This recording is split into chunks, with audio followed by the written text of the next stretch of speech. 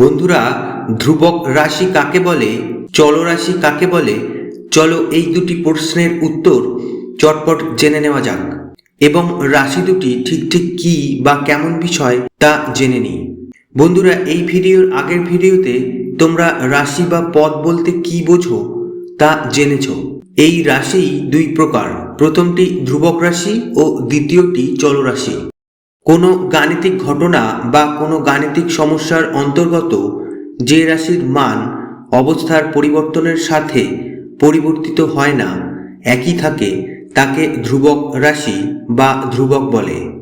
যেমন ধরো মোটরসাইকেলের চাকার সংখ্যা। স্বাভাবিকভাবে মোটরসাইকেলের চাকার সংখ্যা সর্বদাই 2 হয়, তাই এটি হলো ধ্রুবক রাশি। আশা করি বুঝতে সমস্যা হলো না।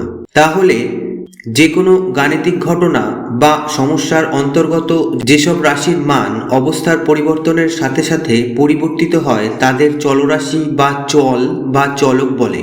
উদাহরণ হিসেবে আমরা ওজন, বয়স, উচ্চতা ইত্যাদির কথা বলতে পারি। বিভিন্ন ক্ষেত্রে বিভিন্ন জিনিসের ওজন ও বিভিন্ন মানুষের বয়স ও বিভিন্ন জিনিসের উচ্চতা বিভিন্ন হয়, তাই এগুলির মান স্থির নয়, সর্বদা পরিবর্তনশীল, তাই এগুলি চলরাশি।